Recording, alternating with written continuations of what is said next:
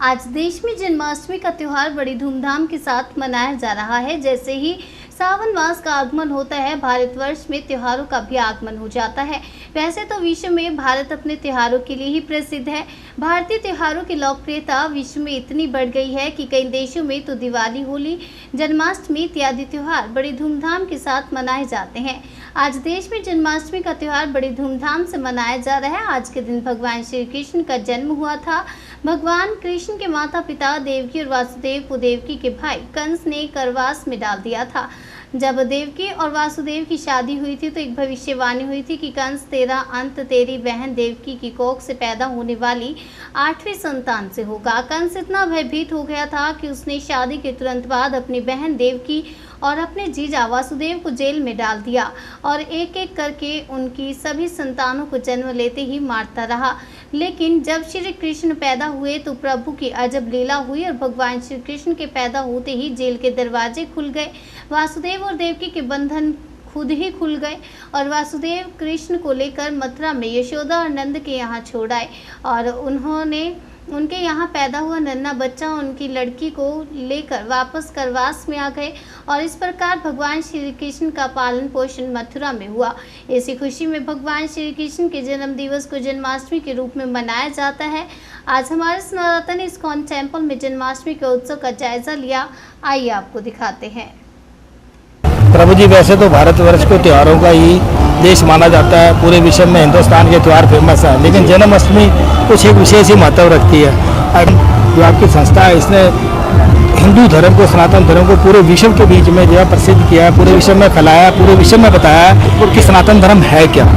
तो सर, इसके विषय में आप क्या कहेंगे, क्या संदेश देना चाहेंगे? देखिए, सनातन धर्म का मतलब ये जो शाश्वत धर्म है, जो था, है और रहेगा। हम सब जीव भगवान कृष्ण की ही संतान है। ऐसा भगवान श्री कृष्ण भगवद गीता में कहते हैं, ममेवांश जीव लोके जीवभूत सनातन। सभी जीवात्माएं केवल मेरी अंश हैं। अब जब जीवात्माएं मेरे अंश बोले तो खाली हिंदू नहीं, मुस्लिम नहीं, सिख, ईसाई नहीं, यहाँ तक कि पशु पक्षी भी नहीं, सबके अंदर जहाँ जहाँ पर जीवात्माएं हैं, जो भी हिलती डुलती नजर आती है, ये सारी भगवान श्री कृष्ण की अंश है।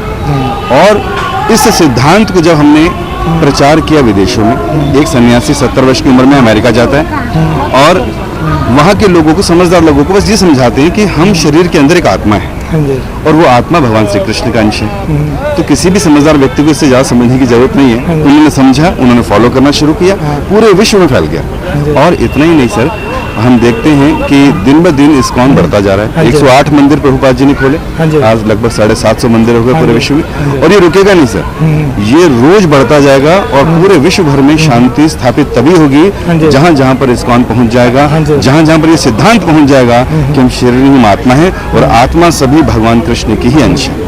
मैं आपसे एक और छोटा सा प्रश्न लेना चाहूँगा कि जैसे पहले हमारे स्कूलों में प्रार्थना होती थी, बताया जाता था हिंदू धर्म के बारे में या हमारे बुजुर्ग संस्कृति के बारे में बताते थे, लेकिन आज ये सारी चीज़ें हम देखते हैं कि बहुत ज़्यादा धूमिल होती जा रही हैं। आज जो हमारी नई पीढ़ी आ रही है वो मोबाइल में ज़्यादा मस्त है, इसके विषय में कुछ भी समय नहीं है उनके पास। तो क्या आप संदेश देना चाहते हैं कि जो पेरेंट्स हैं वो किस प्रकार अपने बच्चों को संस्कारी बनाएं? देखिए, ये बड़ा दुर्भाग्य है ये कि अगर हम लोग अपनी संस्कृति को भूलें, अपनी जड़ों को भूलें और उसके बाद शिक्षा केवल भौतिक ले। भौतिक शिक्षा हमें केवल 2 वक्त का भोजन दे सकती है। आध्यात्मिक शिक्षा हमें भोजन भी देगी, भक्ति भी देगी, सुख और शांति भी देगी। आप विश्व के सभी लोगों से मिलिए जो ज्यादा से ज्यादा करोड़पति है, वो सब यही बोलेंगे सब कुछ है भगवान का दिया, लेकिन सुख नहीं है, शांति नहीं है। तो सुख और शांति मिलेगा कैसे? वो गीता में संदेश दिया है। भगवान ने गीता में साफ साफ संदेश दिया, जो व्यक्ति ये मान जाए कि कृष्ण अर्थात भगवान कृष्ण ही सब कुछ है, सर्वलोक महेश्वर, उसको शांति मिलेगी ही मिलेगी। और आज के बच्चे जो हैं उन्हें चाहिए कि वो, या स्कूल के जो हमारे अध्यापक गण हैं या जो हमारी कमेटीज हैं, उन्हें चाहिए कि आध्यात्मिक शिक्षा को आप स्कूलों में लागू कीजिए।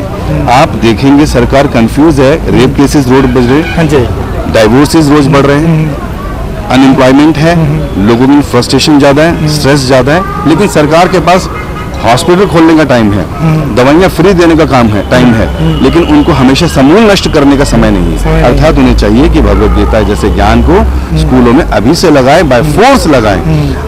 हो सकता है इस्लामिक लोग बोले गीता ही क्यों, क्रिश्चियन लोग बोले गीता ही क्यों। आप लीजिए ना, एंगर पर, ह्यूमिलिटी पर, हम्बलनेस पर, उनकी टीचिंग्स भी हाँ निकालिए, जी। हमारी भी निकालिए, सबकी निकालिए और मिलाकर दे दीजिए। भाई सत्य तो सत्य रहेगा ना, सत्य, हाँ जी। चाहे किसी भी धर्म में सिखाया हो। इसलिए बुद्धिमानी से हमें क्या चाहिए, इन शिक्षाओं को जीवन में उतारना चाहिए, स्कूलों में डालना चाहिए, ताकि आज की जनरेशन जो है कल का फ्यूचर शांत स्वभाव से जी सके और विश्व को एक अच्छी देन दे सके, और वो गीता के द्वारा ही दे सके। हाँ जी, जैसे सर, जैसे अब ये स्कूल है जी। प्रभु जी, स्कूलों के बीच में जैसे और जगह पे ले जाते हैं, टूरों पे ले जाते हैं, दिखाने के लिए, घुमाने के लिए ले जाते हैं, एजुकेशनल प्रोग्राम बनाते हैं, तो ये मंदिर वगैरह में क्यों नहीं लेके जाते ऐसी जगह पे जहाँ पे आपके विचार बहुत अच्छे हैं, प्रश्न भी बहुत अच्छे हैं सर। आज हम देखते हैं स्कूलों में 2 महीने की छुट्टी पड़े, 10 महीने की छुट्टी पड़े, तो कौन स्विट्जरलैंड गया, कोई सिंगापुर गया, तो वो लिख कर आते हैं। जबकि होना क्या चाहिए, स्कूल्स के द्वारा होना चाहिए, कौन से धार्मिक स्थल में गए, कौन से तीर्थ में गए, वहाँ क्या सीखा, उस पर प्रेजेंटेशन बनाइए, उससे आपकी लर्निंग क्या थी, आपकी शिक्षाएं क्या थी, आपने जीवन में क्या उतारा, वो लिखे और टीचर्स उस होमवर्क को चेक करे। तो अब ये बूम आएगा कि सब लोग तीर्थों में आएंगे। अभी तीर्थों में लोग जो जाते हैं वहाँ गलत काम कर देते हैं, हम देखते हैं बाढ़ आ जाती है, दिक्कत आ जाती है, कारण कि वो लोग वहाँ पहुँच रहे हैं पिकनिक स्पॉट समझकर, जिनको धर्म की शिक्षा नहीं है। तो अगर स्कूलों से ही ये सब दिया जाएगा और स्कूलों में बताया जाएगा, बच्चों को इंस्पायर किया जाएगा कि आप तीर्थों में जाइए, तीर्थों में जाकर वहाँ कौन से तीर्थ में गए, उसकी क्या महत्व था, उसकी क्या टीचिंग थी, उसके पीछे हिस्ट्री क्या थी और आपने क्या सीखा, ये जब बच्चा होमवर्क में लिखकर लाएगा तो देखिए देश कैसे बदलेगा। जन्माष्टमी आई है, जन्माष्टमी 7 तारीख को मना रहे हैं पूरे विश्व भर में सभी केंद्रों से। हरे कृष्ण। नमस्कार, मैं हूं रिंदर कौशल, आप देख रहे हैं बर्दली 24 न्यूज।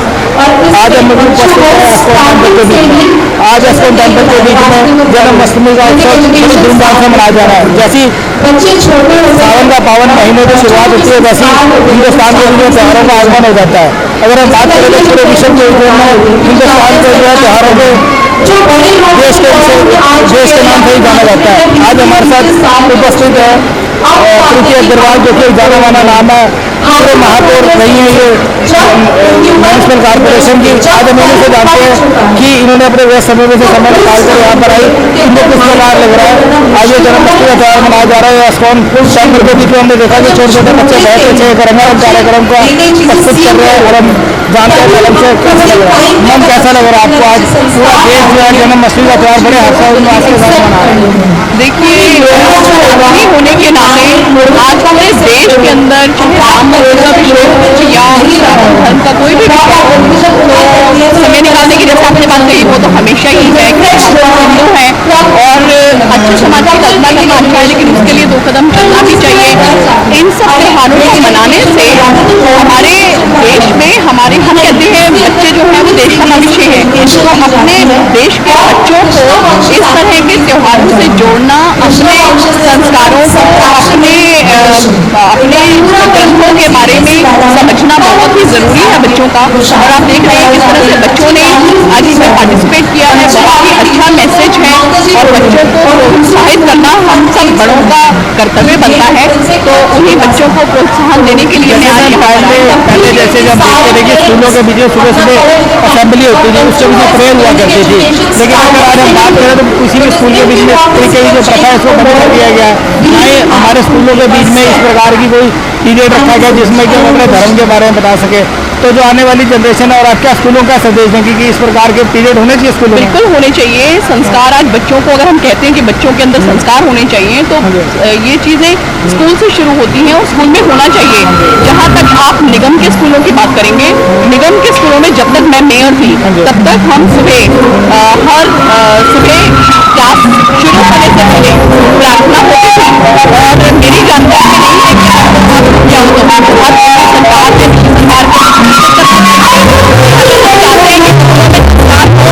इस तरह की स्कूल की शुरुआत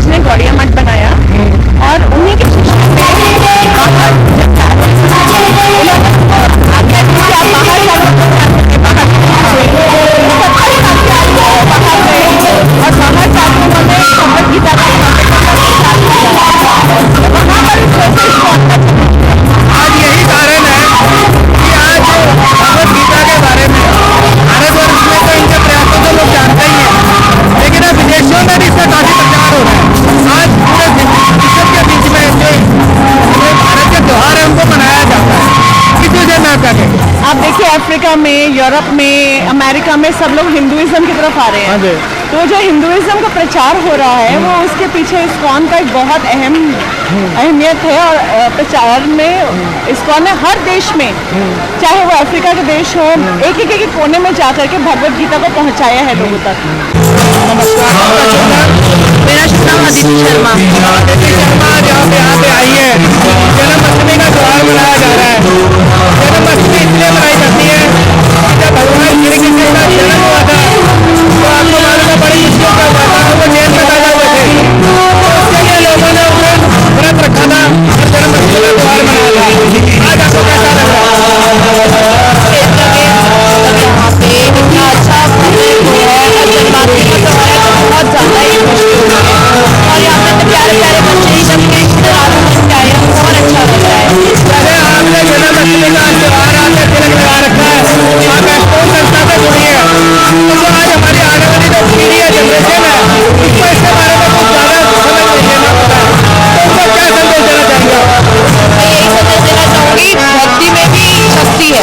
तो जैसे हम फॉरेन कल्चर को अपना रहे हैं, हमें अपना कल्चर नहीं भूलना चाहिए। फॉरेन कल्चर हमारे आए जा रहे हैं, तो अपने इंडियन कल्चर को बाहर फॉरेन इंडियन कल्चर को अपना रहे हैं, हमें अपना कल्चर भी अपनाना चाहिए और देखना चाहिए। आज हम जैसे कई बच्चों से मिले, हाँ। उनसे पूछा तो अरे बड़े सरप्राइज, अरे ये मंदिर क्यों सज रहा है, अरे आज जन्माष्टमी है, तो उनको जन्माष्टमी का अरे पता ही नहीं है। ऐसा क्यों होता जा रहा है कि जो क्यों इतने कम अवेयरनेस है लोगों के बीच में कि लोगों को पता ही नहीं क्या जन्माष्टमी है।